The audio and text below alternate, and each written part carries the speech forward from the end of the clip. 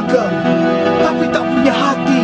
Dulu negeri ini lahir dari darah dan nyali, dari teriakan para ulama yang tak henti, dari derita santri yang rela lapar tiap hari, dari pengorbanan tanpa pamrih demi bumi pertiwi. Mereka tidak takut mati, tidak gentar diburu, tidak tunduk pada penjajah keji, karena di dada mereka hanya satu, harga diri.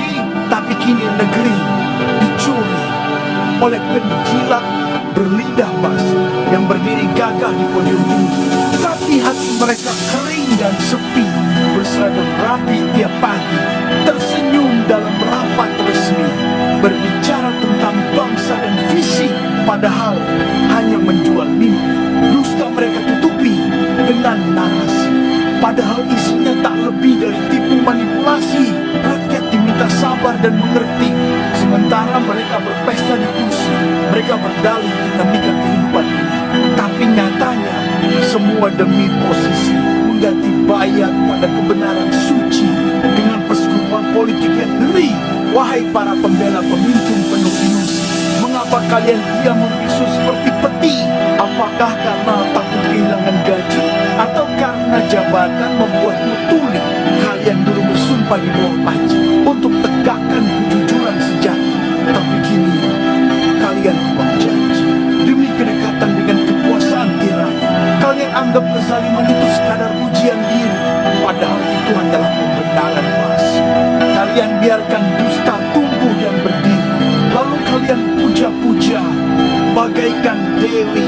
Kebenaran kini seakan sepi, tak ada lagi yang berani bersaksi, karena mereka yang bicara jujur dihina, dibungkam, bahkan dimusuhi. Tapi kalian, wahai para penjilat ambisi, tertidur nyenyak dalam kemewahan yang kalian cari, menutup mata saat rakyat menangis pilu tiap hari, dan menertawakan mereka yang bersuara lantang menanti mati.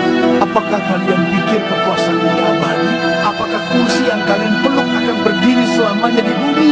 Apakah kalian lupa bahwa semua akan mati, dan setiap kata dusta akan dimintai pertanggungjawaban di akhir nanti? Jangan bangga dengan pangkat yang tinggi jika itu dibayar dengan pengkhianatan nurani. Jangan agungkan jabatan tinggi jika caramu mencapainya adalah menginjak hati. Kami tak butuh tokoh yang hanya pandai retorika dan diplomasi. Kami butuh pemimpin yang berani berkata ini salah tanpa basa-basi. Kami rindukan sosok yang seperti para wali yang tak pernah tunduk demi duniawi. Kalian tinggalkan warisan kiai, bayat suci, dan perjuangan hakiki. Semua itu kalian ganti dengan amplop, jabatan, dan kursi. Lalu kalian berkata, ini demi stabilisasi, padahal kalian tahu itu hanya justifikasi untuk terus bergandengan dengan penguasa tirani yang membungkam kebenaran dengan tangan besi. Tapi ingat, akan datang hari ketika semua topeng akan terangkat dari wajah tirani, dan saat itu tak ada lagi kursi. Malaikat pun tak bisa dilobi, dan tidak ada lagi yang bisa menyelamatkan kalian dari murka ilahi.